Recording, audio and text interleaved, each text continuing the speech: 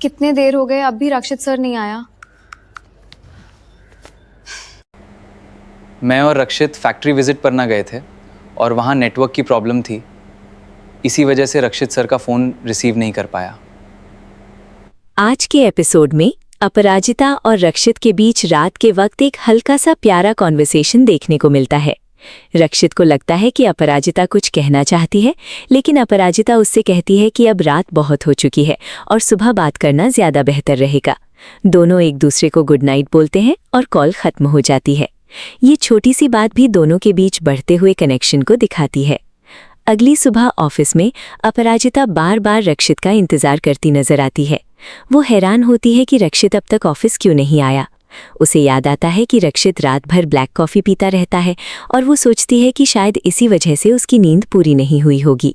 अपराजिता उससे फ़ोन करने की कोशिश करती है, लेकिन रक्षित उसका कॉल रिसीव नहीं करता। इस बात से अपराजिता की चिंता और बढ़ जाती है। ऑफिस में काम करते हुए भी उसका ध्यान बार बार रक्षित की तरफ ही जाता है। एक डिज़ाइन देखकर वो सोचती है कि ये डिज़ाइन रक्षित को दिखाना चाहिए, लेकिन फिर याद आता है कि रक्षित ऑफिस में है ही नहीं।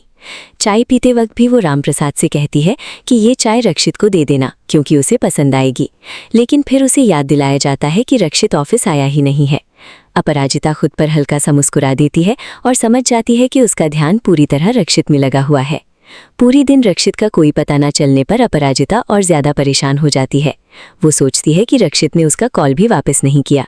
उसने खास उसके लिए हलवा बनाया था और अब उसे लगता है कि अगर रक्षित नहीं आया तो हलवा खराब हो जाएगा। इसी सोच में वो डिसाइड करती है कि शायद उसे रक्षित के घर जाना चाहिए। इसी दौरान उसकी मुलाकात मिस्टर दुबे से होती है। पहले मिस्टर दुबे मजाक करते हैं और फिर अपराजिता उनसे रक्षित के बारे में पूछती है। मिस्टर दुबे उसे बताते हैं कि वो और रक्षित फैक्ट्री विजिट पर गए थे और वहाँ नेटवर्क की प्रॉब्लम थी। इसी वजह से रक्षित फ़ोन रिसीव नहीं कर पाया। ये सुनकर अपराजिता को थोड़ी तसल्ली मिलती है, लेकिन बात यहीं ख़त्म नहीं होती। मिस्टर दुबे पूछते हैं कि मिस इरा ऑफिस क्यों नहीं आई। इस तरफ कहानी का दूसरा पहलू सामने आता है। इरा अपने मन में रक्षित के लिए पुरानी फीलिंग्स लेकर बैठी है। वो याद करती है कि उसने हाउस ऑफ भारद्वाज के सपने इसीलिए देखे थे क्योंकि उसे लगता था कि एक दिन वो रक्षित के साथ अपनी शादीशुदा जिंदगी वहाँ गुजारेगी, लेकिन उसे वो मौका कभी नहीं मिला। इरा की जलन और इनसिक्योरिटी अब और बढ़ चुकी है। वो अपराजिता के बारे में जानने के लिए सोशल मीडिया का सहारा लेती है। उसे लगता है कि आजकल सोशल मीडिया किसी डिटेक्टिव से कम नहीं है। वहाँ से किसी भी इंसान के बारे में बहुत कुछ पता लगाया जा सकता है। जब वो अपराजिता की प्रोफाइल देखती है तो उसे हैरानी होती है। ना प्रोफाइल पिक्चर, ना ज़्यादा फोटोज़ और ना ही कोई दिखावा। इरा को समझ नहीं आता कि रक्षित ने अपराजिता में ऐसा क्या देख लिया जो वो उसकी तरफ इतना अट्रैक्ट हो गया। फिर इरा अपराजिता की फॉलोइंग लिस्ट चेक करती है और वहाँ आराध्या का नाम देखती है। उसे लगता है कि शायद आराध्या अपराजिता की बहन हो सकती है और शायद उसके प्रोफाइल से अपराजिता के बारे में कुछ नया पता चल जाए।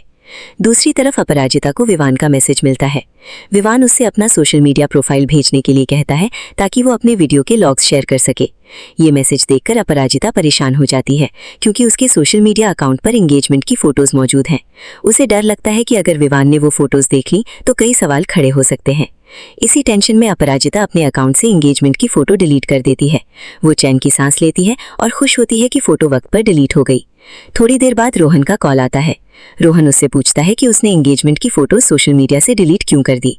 अपराजिता तुरंत कोई सच्चा जवाब नहीं देती। वो बहाना बना देती है कि किसी की बुरी नज़र न लग जाए, इसीलिए उसने फ़ोटोज़ हटा दी हैं। रोहन उसकी बात मान लेता है और दोनों के बीच हल्का सा रोमांटिक कॉन्वर्सेशन भी होता है। उधर इरा का ऑब्सेशन बढ़ता ही जा रहा है। वो लगातार सोच रही है कि अपराजिता इतनी परफेक्ट कैसे हो सकती है। उसे यकीन है कि हर इंसान में कोई ना कोई कमी होती है। इरा बस अपराजिता की एक गलती ढूंढना चाहती है ताकि वो रक्षित को समझा सके कि अपराजिता उसके लिए सही लड़की नहीं है। इसके बाद कहानी सुधा के घर पहुंचती है। सुधा अपनी पुरानी दोस्त चंद्रा को घर बुलाती है। वो उसका स्वागत बहुत प्यार से करती है और कहती है कि आज वो अपनी बहू की परेशानियां कुछ देर के लिए भूल जाए। सुधा अपनी बेटे रक्षित से भी चंद्रा की मुलाकात करवाना चाहती है। घर में खास तैयारियां की गई होती हैं। चंद्रा घर देखकर इम्प्रेस हो जाती है। सुधा अपने बेटे रक्षित की तारीफ करते हुए बताती है कि उसने हाउस ऑफ भारद्वाज को खड़ा करने में कितनी मेहनत की है। चंद्रा भी रक्षित को देखकर उसकी तारीफ करती है और कहती है कि जिस लड़की को रक्षित पसंद करता है वो बहुत खुशनसीब होगी। लेकिन इसी वक्त अपराजिता रक्षित के घर के बाहर पहुंच जाती है। उसके हाथ में हलवा का डब्बा होता है। वो रक्षित को फोन करके बाहर बुलाती है। रक्षित बाहर आता है और अपराजिता को देखकर हैरान रह जाता है। अपराजिता उसे हलवा देती है और कहती है कि खाली डब्बा वापस नहीं किया जाता। साथ ही वो रक्षित की माँ की पहले की कड़वी बातों को भी याद करती है और सोचती है कि कुछ मीठा देना चाहिए था। रक्षित उसकी बात सुनकर खुश हो जाता है। हलवा की खुशबू ही उसका दिल जीत लेती है। यहीं से दोनों के बीच एक और खूबसूरत मोमेंट देखने को मिलता है। रक्षित अपराजिता को घर के अंदर चलने के लिए कहता है, लेकिन अपराजिता मना कर देती है। वो बताती है कि अगले दिन उसके डिवोर्स केस की पहली हियरिंग है और लॉयर के साथ कुछ जरूरी तैयारी करनी है। रक्षित उसे सपोर्ट करता है और कहता है कि उसे स्पेशल ब्लेसिंग्स लेनी चाहिए। इसी वजह से वो अपराजिता को मंदिर की तरफ ले जाता है, जहां दोनों महादेव के सामने खड़े होते हैं। मंदिर में दोनों अपने अपने मन की बात भगवान से कहते हैं। अपराजिता प्रार्थना करती है कि डिवोर्स का फैसला किसी को दर्द न दे और वो ललित से अलग हो सके। दूसरी तरफ रक्षित महादेव से कहता है कि वो अपराजिता को अपनी पत्नी के रूप में यहाँ लाना चाहता था, लेकिन आज वो उसकी दोस्त के रूप में साथ खड़ी है। फिर भी वो अपराजिता के लिए दुआ करता है और उसके केस में सब कुछ ठीक होने की प्रार्थना करता है।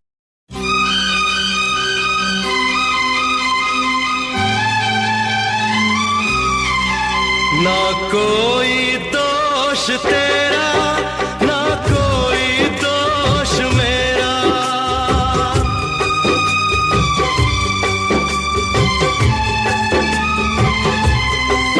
ना कोई दोष तेरा, ना कोई दोष मेरा। हक छीना है मुझसे, हक छीना है मुझसे मेरी तकदीर मेरा।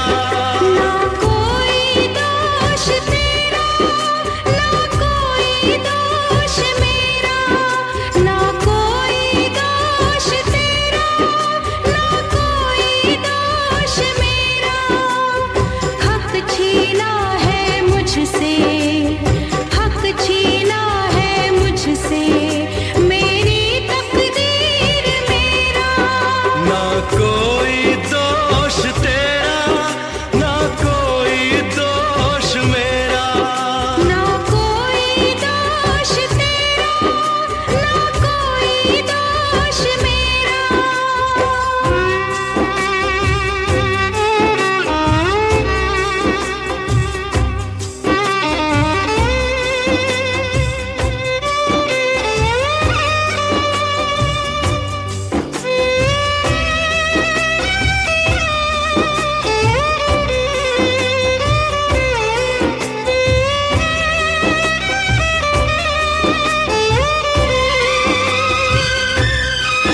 मैं रुसवाई के डर से जुबां को सी लूंगा, तेरी बेरुखी के जहर को खुशी से पी लूंगा।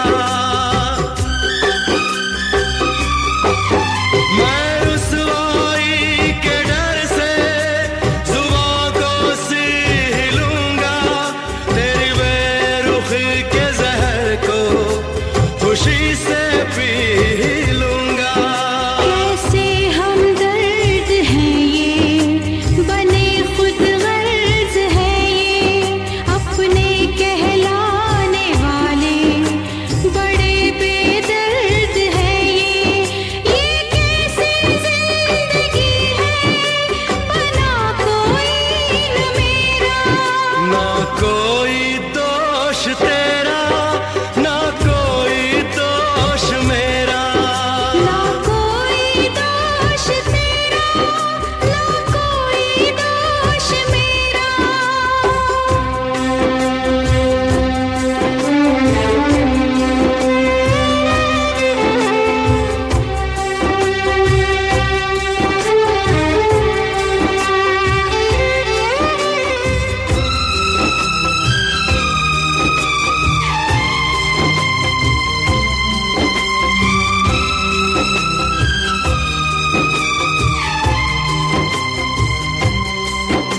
विधाता ने लिखी है फिर कोई कहानी, नए पात्र चुने हैं पर बात है पुरानी।